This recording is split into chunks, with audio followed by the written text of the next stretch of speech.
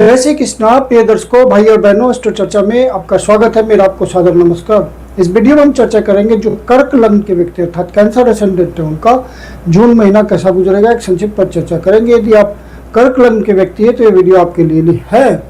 ये प्रथम भाव है, इसमें 4 नंबर लिखा हुआ, अर्थात यह कर्क लग्न की कुंडली को इंडिकेट करता है। 2 जून को गोचरीय परिस्थितियाँ आपकी कुंडली पे दिखाया हुआ है। 2 जून हमने इसलिए लिया है कि बृहस्पति देवता का गोचर 2 जून से अपनी उच्च राशि कर्क राशि में स्टार्ट होगा और जो महत्वपूर्ण गोचरीय परिवर्तन है जून माह में वो उसको यहाँ दिखाया हुआ है। बृहस्पति देवता लग्न के ऊपर गोचर करेंगे तो यह एक अच्छा गोचर है, बहुत ही अच्छा गोचर है, क्योंकि बृहस्पति देवता यहाँ से गोचर करते हुए आपके पूर्व पुण्याज के भाव को देखेंगे, 5th भाव को देखेंगे और आपके भाग्य भाव को देखेंगे, 9th भाव को देखेंगे और खुद लग्न के ऊपर गोचर कर रहे हैं। तो आपकी पर्सनालिटी को इंप्रूव करेंगे, आप पूर्व पुण्याज के रिटर्न देंगे, आपको आपके स्किल्स को डेवलप करेंगे और भाग्य को जागृत करेंगे। तो बृहस्पति देवता का यह गोचर आपके लिए बहुत ही अच्छा है।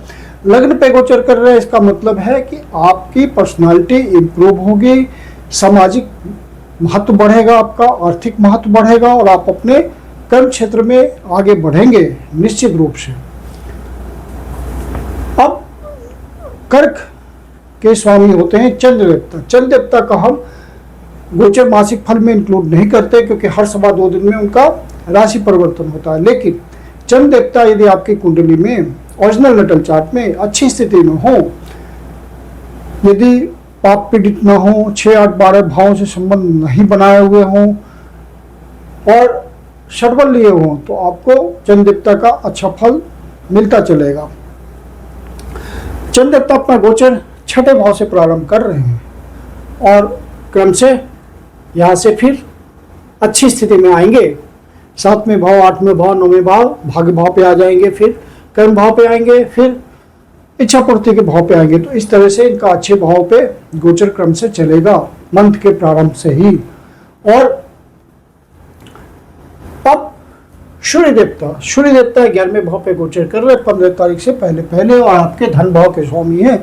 तो धन भाव के स्वामी का इच्छा पूर्ति के भाव से, लाभ भाव से संबंध बनना आपके धन संपत्ति में वृद्धि को बताता है। आप यदि किसी तरह के पारिवारिक सदस्य के साथ मिलकर के अपना काम धंधा चलाते हैं, बिजनेस करते हैं, माता पिता के साथ बिजनेस करते हैं, कुटुंबजनों के साथ बिजनेस करते हैं, तो वहाँ पे आपको नए विचार आएंगे, नए प्रोजेक्ट्स मिलेंगे, सरकारी सहायता मिल सकती है, सरकारी कॉन्ट्रैक्ट्स मिल सकते हैं। यदि आप एनजीओ के काम से जुड़े हुए हैं तो कुछ नया प्रोजेक्ट मिल सकता है, क्योंकि 11वां भाव एनजीओ को भी डिनोट करता है। तो वहाँ से आपको प्रोजेक्ट्स मिलेंगे तो धन की प्राप्ति होगी। तो ये गोचर आपका सूर्य देवता का अच्छा है 11वें भाव पे, इच्छा पूर्ति की दृष्टि से भी और अच्छे इनकम की दृष्टि से। और सूर्य देवता यहाँ गोचर कर रहे हैं, इसका मतलब है कि सरकारी अधिकारियों से भी आपको पूर्णतः सहयोग मिलेगा और समाज के जो प्रभावी व्यक्ति हैं, जो सरकार में महत्वपूर्ण स्थान रखते हैं, उनसे आपका संपर्क है तो आपको उनसे किसी तरह का आर्थिक रूप से डायरेक्ट इनडायरेक्ट मदद मिल सकती है। काम धंधे को आगे बढ़ाने में उनका सहयोग हो सकता है, समाज के जो प्रभावी लोग हैं उनके थ्रू। और अपने बड़े भाई से आर्थिक मदद मिल सकती है, नज़दीकी दोस्तों से, उनके सहयोग से आपका काम धंधा आगे बढ़ सकता है। यदि आप किसी बड़े लार्ज नेटवर्किंग ऑर्गेनाइजेशन से जुड़े हुए हैं तो वहाँ भी आपको मदद मिल सकती है उनसे जुड़ करके। और फिर सूर्य देवता आ जाएंगे 12वें भाव पे 15 तारीख से। तो 12वें भाव पे गोचर करने का मतलब ये ट्रांसफर पोस्टिंग वगैरह के लिए अच्छा हो जाएगा, गवर्नमेंट के थ्रू बाहर जाने के लिए अच्छा हो जाएगा। यदि आपका काम धंधा बाहर से चलता है, विदेशों से चलता है या देश के भीतर सुदूर प्रदेशों से आर्थिक संबंध चलते हैं, इनकम जनरेट होती है, तो उसके लिए फिर ये अच्छा हो जाएगा, क्योंकि धन भाव से संबंध हो रहा है। और इसका एक दूसरा साइड यह भी होगा कि आपका खर्चा भी हो सकता है, इन्वेस्टमेंट हो सकता है आपके किसी स्ट्रक्चर पे, काम धंधे पे, यह भी इंडिकेशन है। और यहाँ पे आपको सावधानी से खर्च करना है, क्योंकि तृतीय भाव की राशि है तो आपका ज़्यादा मदों पे खर्च हो सकता है अननेसेसरी। तो वहाँ इस बात का ध्यान रखिएगा। सरकारी महकमे से भी किसी प्रकार का आपको खर्च होता हुआ दिखेगा। अब बुध देवता आपके स्वराशि में गोचर कर रहे हैं, तो ये जो एक्सपोर्ट इंपोर्ट के धंधे में या बाहर से संबंध बना के चलते हैं उनके लिए ये बहुत अच्छा हो जाएगा। किसी तरह के कम्युनिकेशन के साधन से उनका संबंध बना हुआ है, जैसे ऑनलाइन वो बिजनेस करते हैं, मतलब कम्युनिकेशन के साधनों से उनका काम धंधा ज़्यादा चलता है। जैसे मोबाइल के थ्रू उनका निगोशिएशंस होता है, या उनके निगोशिएशंस में लंबी यात्रा इन्वॉल्व होती है, विदेश जाना पड़ता है, देश के भीतर सुदूर प्रदेशों में जाना पड़ता है मीटिंग्स रखने के लिए, निगोशिएशंस रखने के लिए। तो उन सब के लिए ये बढ़िया हो जाएगा। जो बिजनेसमैन है उनके लिए बढ़िया हो जाएगा, बाहर से संबंध बना के जो चलते हैं, क्योंकि बुध देवता व्यापार के ही कारक होते हैं और अपनी ही राशि में गोचर कर रहे हैं, स्वराशि में गोचर कर रहे हैं। तो आपको समय और अवसर के अनुसार बुद्धिमत्ता भी देंगे कि कहाँ पे क्या डिसीजन लेना है। फिर बुध देव यहाँ से निकल करके लग्न पे आ जाएंगे, और क्योंकि तृतीय भाव के स्वामी हैं तो तृतीय भाव के स्वामी मतलब प्रयास आपको करना पड़ेगा अपने आप को इम्प्रूव करने के लिए, और आपको वहाँ पे बुध देवता मदद करेंगे। विदेश जाने के लिए, या जो पहले से परमानेंट रेजिडेंस के लिए ट्राई कर रहे हैं बाहर, या वीसा वगैरह के लिए ट्राई कर रहे हैं, स्टूडेंट वीसा के लिए या किसी प्रकार के वीसा के लिए ट्राई कर रहे हैं, तो इस समय सफलता मिलने के चांसेस ज़्यादा हैं। फिर शुक्र देवता 12वें भाव पे गोचर कर रहे हैं। 8 तारीख से पहले पहले नहीं है, और 8 तारीख से लग्न पे आ जाएंगे। तो 8 तारीख से पहले पहले शुक्र देवता का 12वें भाव पे गोचर अच्छा ही होता है। कालपुरुष की कुंडली में शुक्र यहाँ पे उच्च के होते हैं, और आपको विलासता के साधनों पर खर्च कराते हैं, और आपको अच्छा घूमने फिरने का अवसर प्रदान करते हैं। बाहर की यात्रा भी कराते हैं, विदेश की या देश के भीतर सुदूर प्रदेश की यात्रा का योग बनता है, या जीवन में आनंद का अनुभव होता है विभिन्न उपायों से। तो शुक्र देवता का गोचर यहाँ पे अच्छा है। और आपने पीछे महसूस भी किया होगा पिछले मंथ में कि कुछ किसी भी प्रकार का आपको शुक्र के साधनों से आपको फायदा पहुंचा होगा, अनुभूति हुई होगी शुक्र की। और शुक्र देवता जब लग्न पे आ जाएंगे तो आपके शुभ भाव के स्वामी हैं, और साथ में आपके इच्छा पूर्ति के भाव के स्वामी हैं। तो ये बहुत अच्छा गोचर हो गया, लग्न पे गोचर कर रहे हैं, और चतुर्थ भाव से संबंध है शुभ भाव से, और साथ में इच्छा पूर्ति के भाव से संबंध है, स्वामित्व है इन दोनों भावों का। तो आपके सुख के साधनों में वृद्धि होगी। अपने प्रयासों से आप अपने लिविंग स्टैंडर्ड को बढ़ाने के लिए प्रयास करेंगे। आप महसूस करेंगे कि आपका विभिन्न जो सुख साधन है उस पर खर्च करने का मन करता है। आपको सुंदरता के प्रति आकर्षण बढ़ जाएगा, कला के प्रति आकर्षण बढ़ जाएगा।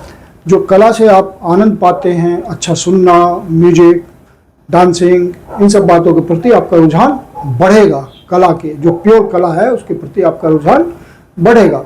और फिर यदि आप पहले से, चौथा भाव है चूंकि, यदि आप पहले से प्रयास कर रहे हैं प्रॉपर्टी खरीदने के लिए, किसी प्रकार का घर खरीदना चाहते हैं, फ्लैट खरीदना चाहते हैं, प्लॉट खरीदना चाहते हैं, तो यहाँ पे शुक्र देवता आपको मदद करेंगे। आपके प्रयासों से आपको सफलता इस क्षेत्र में मिलेगी। कृषक भाई हैं तो उनको अपने प्रयासों से ज़्यादा सुख की प्राप्ति होगी, मतलब ज़्यादा धन की प्राप्ति होगी अपने फील्ड के कृषि कार्यों से, और वो भी अपने लिविंग स्टैंडर्ड को बढ़ा पाएंगे। बेसिक एजुकेशन के लिए भी बढ़िया होगा। और सबसे बड़ी बात है इच्छा पूर्ति हो रही है यहाँ पे, क्योंकि इच्छा पूर्ति के भाव के स्वामी है, इनकम बढ़ रहा है, इनकम के भाव के स्वामी है। और शुक्र देवता की स्थिति आपके ओरिजिनल नटल चार्ट में यदि अच्छी होगी, उनकी दशा चल रही होगी, महादशा अंतर्दशा, और कुछ प्रॉमिस होगा, तो आपको शुक्र देवता यहाँ पे अच्छा फल दे देंगे, क्योंकि शुभ भाव और इच्छा पूर्ति के भाव के स्वामी हैं, लग्न पे गोचर कर रहे हैं। तो आपको शुभ भाव का रिजल्ट मिलेगा और इच्छा पूर्ति के भाव का रिजल्ट मिलेगा। अच्छे लाभ की प्राप्ति होगी, इनकम सॉलिड आएगी, क्योंकि शुक्र देवता लिक्विड मनी के कारक होते हैं, धन का फ्लो अच्छा कराते हैं लिक्विड मनी का।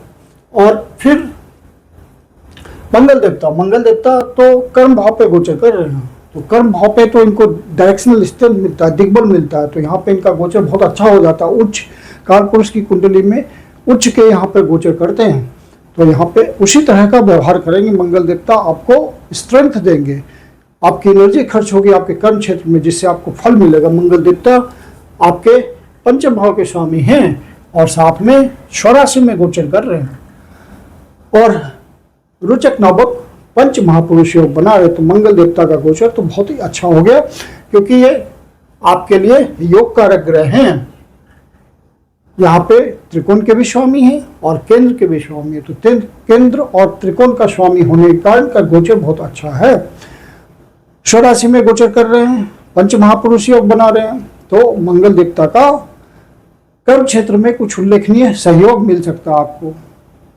सीनियर अधिकारियों से आपको आइडेंटिफिकेशन मिल सकता है, बॉस आपको आइडेंटिफाई कर सकते हैं, चाहे प्राइवेट जॉब हो या सरकारी जॉब है, आपको आइडेंटिफिकेशन मिलेगा और प्रतिष्ठा में वृद्धि हो सकती है। कर्म क्षेत्र में कोई ट्रांसफर पोस्टिंग या कोई ऐसा आपको पोस्ट मिल जाए जिससे आपका सामाजिक स्थिति बेहतर हो जाए, क्योंकि 10वां भाव सामाजिक स्थिति का होता है, आपके कर्म की महत्ता का होता है। तो मंगल देवता यहाँ पे आपको अच्छा फल देंगे, योग कारक हैं। और साथ में जो पंचम भाव से जुड़े हुए लोग हैं, कला से जुड़े हुए हैं, किसी प्रकार के डांसिंग से जुड़े हुए हैं, म्यूजिक से जुड़े हुए हैं, पेंटिंग से जुड़े हुए हैं, सिंगिंग से जुड़े हुए हैं, फैशन इंडस्ट्री से जुड़े हुए हैं, मॉडलिंग से जुड़े हुए हैं, फिल्म इंडस्ट्री से जुड़े हुए हैं, फैशन टीवी इंडस्ट्री से जुड़े हुए हैं, या किसी प्रकार के फन एंड एंटरटेनमेंट से जुड़े हुए हैं, या किसी प्रकार से स्पोर्ट्स इंडस्ट्री से जुड़े हुए हैं, स्पोर्ट्स पर्सन हैं, तो कुछ नई अपॉर्चुनिटी कर्म क्षेत्र में आने के संकेत हैं। ये आपको उस तरह का फायदा मिल सकता है अपने कर्म क्षेत्र में प्रयास करने से, और मंगल देवता उस क्षेत्र में आपकी एनर्जी खर्च करवाएंगे उस दिशा में। यदि आप स्पेकुलेशन के क्षेत्र में हैं, बेट लगाते हैं, तो वहाँ भी मंगल देवता आपके सपोर्ट में हैं, और यदि आप शेयर मार्केट के धंधे में हैं तो वहाँ भी आपको फायदा मिल सकता है। और यदि आप पहले से लव अफेयर में हैं, अफेक्शन है, तो वहाँ पे थोड़ा रिलेशन के प्रति सावधान रहने की जरूरत है। और शनि देवता, राहु देवता, केतु देवता पहले से यथावत स्थिति बनाए हुए हैं और आपको पूर्ववत फल दे रहे हैं। और शुक्र शनि देवता चूंकि भाग्य भाव पे गोचर कर रहे हैं, तो आपसे प्रयास करवा रहे हैं, क्योंकि शनि देवता का रिजल्ट धीरे धीरे आता है, समय समय आता है। और शनि देवता आपके अष्टमेश भी हैं, तो आपको प्रयास ज़्यादा करना पड़ता है। और बिजनेस भाव के स्वामी है, तो बिजनेस में भी आपको प्रयास ज़्यादा करना पड़ेगा। वो शनि देवता आपको पहले से करा रहे हैं, डेडिकेशन के साथ, सिंसियरिटी के साथ और ऑनेस्टी के साथ। यदि आप अपने कर्म में लगे हुए तो शनि देवता का फल समय समय आपको मिल रहा है। और राहु देवता अष्टम भाव पे गोचर कर रहे हैं, तो अष्टम भाव पे राहु देवता जब गोचर करते हैं तो स्वास्थ्य संबंधी परेशानियों का ध्यान रखना पड़ता है। और अचानक से होने वाली बातें, क्योंकि 8वां भाव अचानक से होने वाली बातों का है, तो कोई आपको अचानक से अच्छा फल भी मिल सकता है। और यदि राहु देवता की स्थिति आपकी कुंडली में ओरिजिनल लेटर चार्ट में खराब होगी तो खराब फल भी मिल सकता है। यदि राहु देवता या केतु देवता के कारण आपको परेशानी महसूस हो रही है, उनकी दशा चल रही हो, महादशा अंतरदशा, तो किसी योग ज्योतिषी दिखा करके पर्सनल कंसल्टेशन ले, पर्सनल रेमेडी करें, वो ज़्यादा हेल्पफुल होती है। जनरल रेमेडी केतु देवता के लिए होती है कि कालू कुत्ते खाना खिलाएं, और राहु देवता के लिए यह होती है कि किचन में बैठकर खाना खाएं। ये जनरल रेमेडी है, हर कोई कर सकता है। और केतु देवता द्वितीय भाव पे गोचर कर रहे हैं, तो कुटुंबजनों के साथ आप संबंध बहुत निटल बना के चलें, वहाँ ध्यान रखना है। धन के प्रति भी सावधानी बरतनी है। केतु देवता का ट्रेंड पहले से चल रहा है, क्योंकि वो बहुत समय से यहाँ गोचर कर रहे हैं। सिमल्टेनियसली राहु देवता भी 8वें भाव पे गोचर कर रहे हैं। चंद्र देवता जब 6ठे भाव, 8वें भाव, 12वें भाव पे गोचर करते हैं, तो क्या क्या ध्यान रखना है।